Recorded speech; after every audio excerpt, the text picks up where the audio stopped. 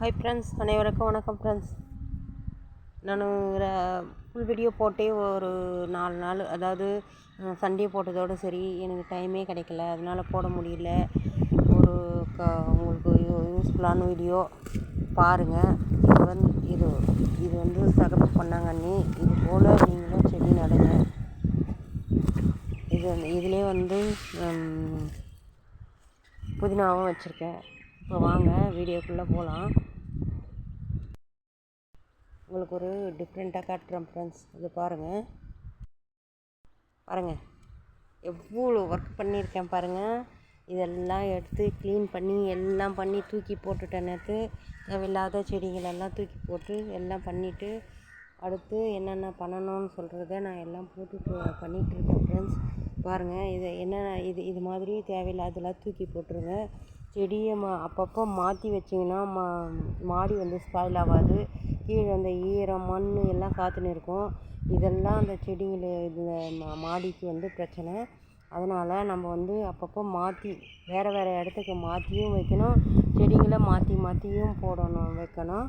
இப்போ பாருங்கள், இந்த வெயிலுக்கு இது பார்த்திங்களா, ஒரு செடி இந்த பூ அழகாக வந்திருக்கு. இது வந்து இவ்வளோ பெரிய பூக்கும்.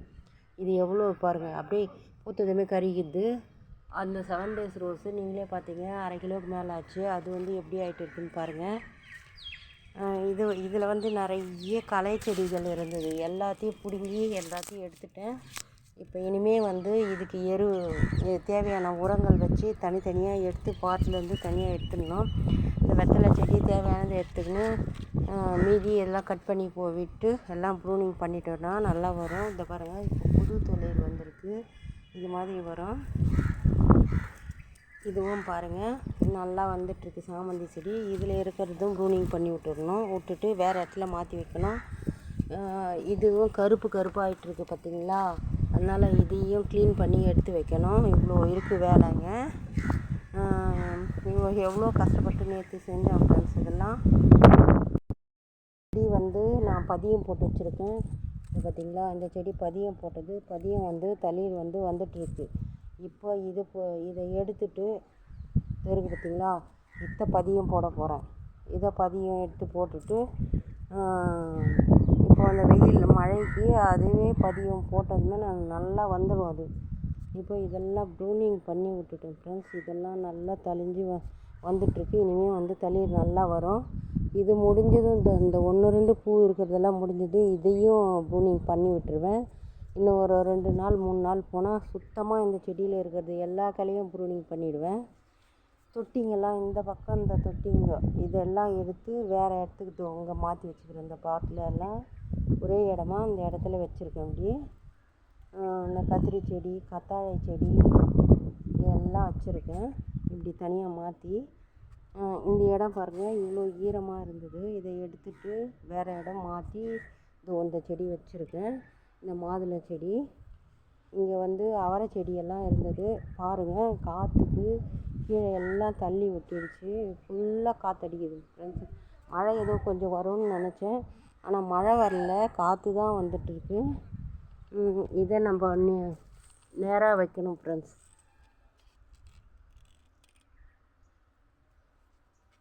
இதை நேராக வச்சிடலாம். இது வந்து கீழே தண்ணி போகிற மாதிரி வைக்கணும். அப்போ தான் செடி நல்லா வரும்.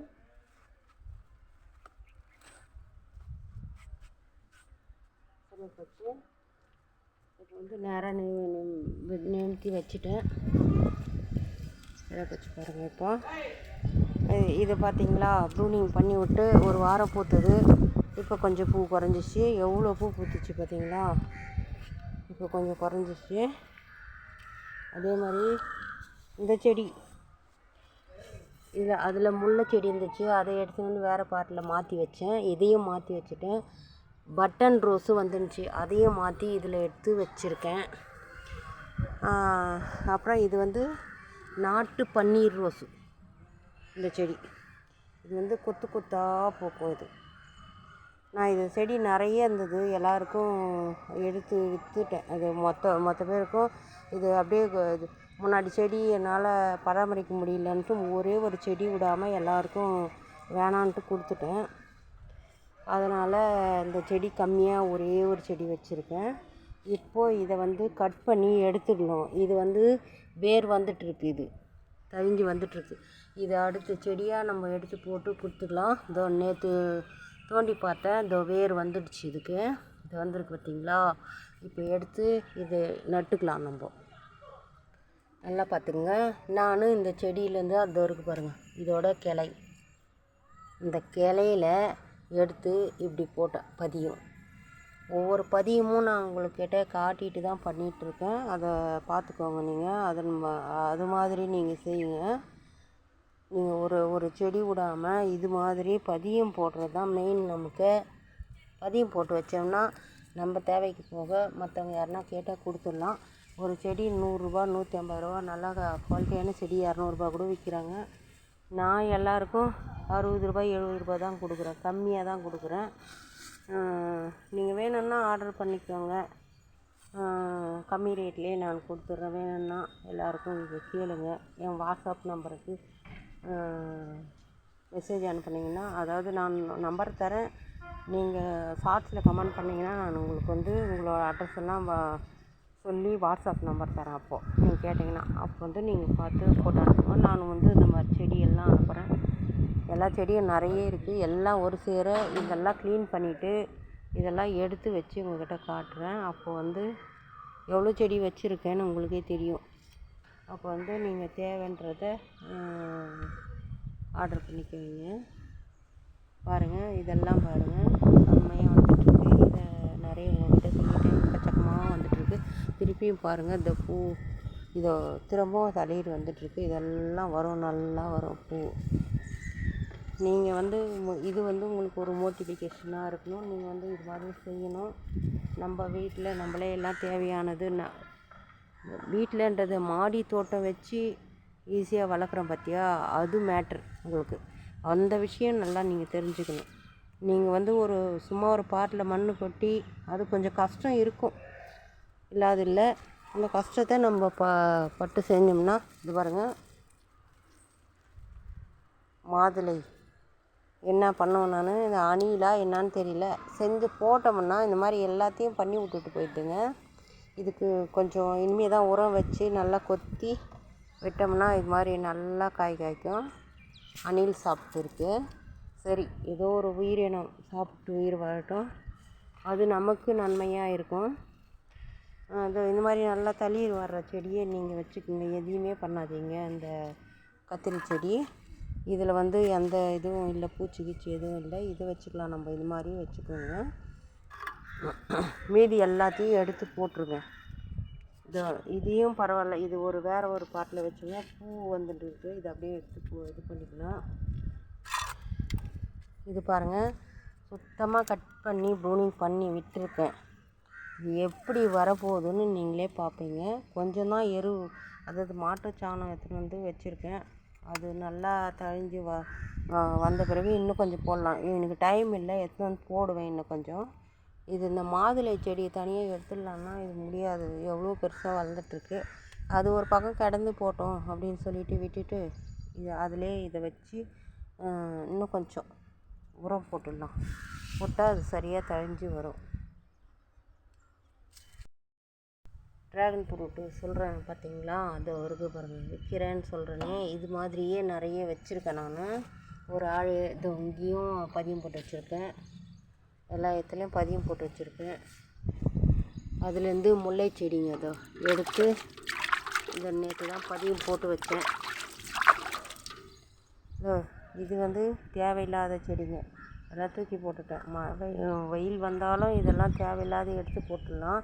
க்ரோ பேக்குங்கெல்லாம் உதவுற பேக் மட்டும் எடுத்துக்கின்னு 1 2 3 4 தான் உதவும். இது எல்லாம் எந்த க்ரோ பேக்கும் உதவாது. அதனால் அதை எடுத்து தனியாக தூக்கி போட்டுருவோம். பிடிக்கி போட்டுடணும் ஃப்ரெண்ட்ஸ். இது சுத்தமாக போயிடுச்சு. ஒரு மாதமாக பூத்து முடியும், ப்ரூனிங் பண்ணிடலான்னு பார்த்தா இது முடியவே மாட்டேங்குது ஃப்ரெண்ட்ஸ். தொடர் கதையாக பூத்துனே இருக்குது. ஒரு 1.5 மாதமாகவே பூக்குது இது. இதையும் ப்ரூனிங் பண்ணி விட்டுடணும். இது பூத்ததையும் ப்ரூனிங் பண்ணி விட்டுடணும். ப்ரூனிங் பண்ணி விட்டு கீழே வந்து மண் நல்லா கொட்டி மண் இல்லை உரம் போட்டு நல்லா தண்ணி ஊற்றி வைக்கணும். அப்புறம் இன்னொரு முறையும் வரும், பூ வந்துகிட்டே இருக்கும், நம்ம கொத்தி கொத்தி அதுக்கு ப்ரூனிங் பண்ணி விட்டுட்டே இருக்கணும். இவ்வளோ கிடக்குது, வேஸ்ட்டாக தான் கிடக்குது இந்த கீரைங்கெல்லாம். இதையே நான் ஊற வச்சு போட்டு காட்டுறேன் பாருங்கள். அந்த மாதிரி வாரத்துக்கு ஒரு முறை இந்த கீரைங்கெல்லாம் எடுத்து ஒரு வாரம் ஒரு 4 நாள் புளிக்க வைங்க. புளிக்க வச்சு எடுத்து போடுங்க. அப்போ செடி நல்லா வரும். சும்மா கிடக்காது, இதில் போட்டிங்கன்னா இன்னும் நல்லா வரும். அந்த தண்ணியை ஊற்றி தான் இந்த பூ இப்படி பூத்துட்ருக்கு. அப்படி தான் ஊற்றுறனே நான். பாருங்கள், கிளைமேட் நல்லா சூப்பராக இருக்குது பாருங்கள்.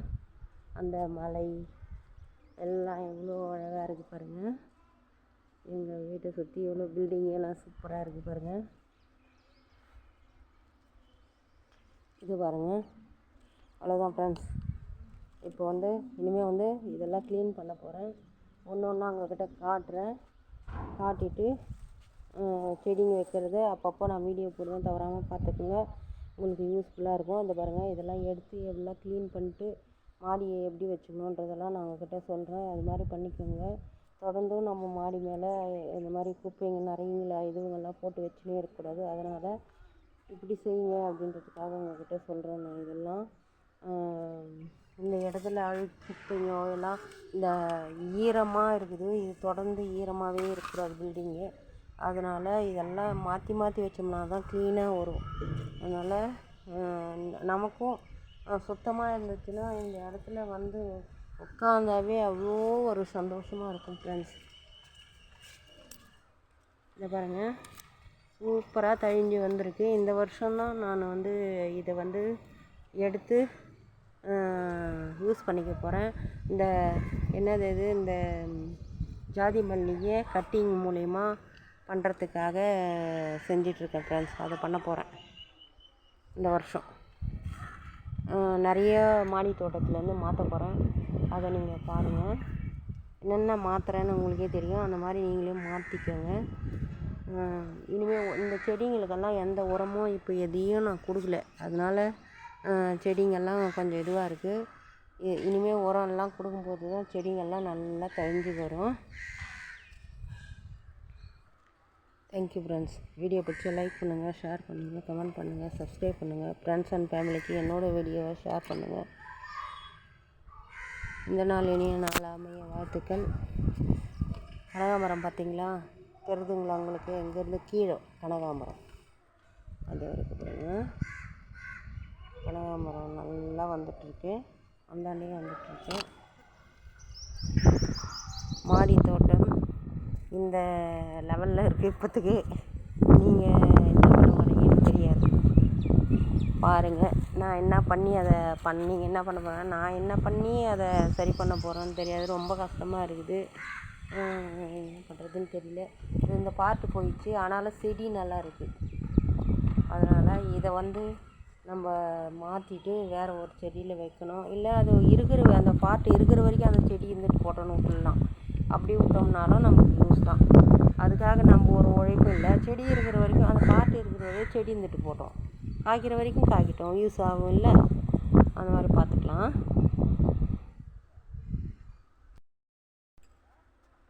ட்ராகன் ஃப்ரூட் இந்த வருஷமாவது காய்க்குமான்னு தெரியல.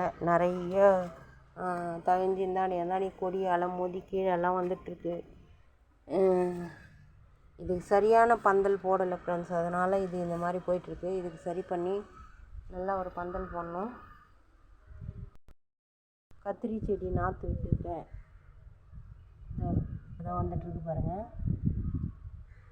கத்திரி செடி நாற்று, செடி தனையா இதெல்லாம் விதைச்சிருக்கு. அதில் இது வந்துட்டுருக்கு நல்லா.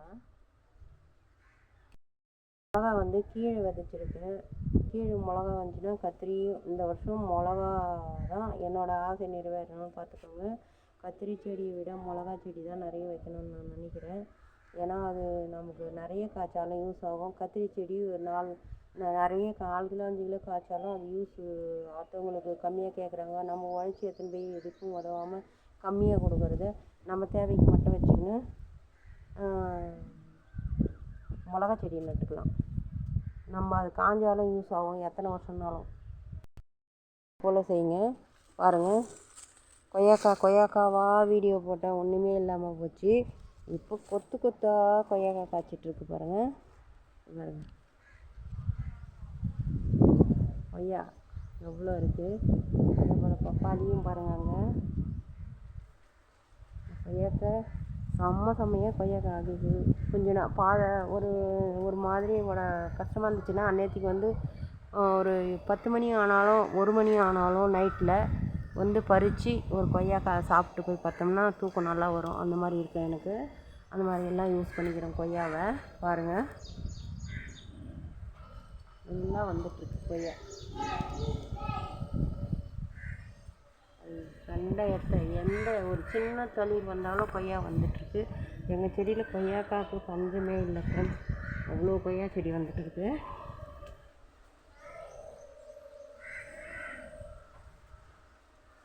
Thank you friends.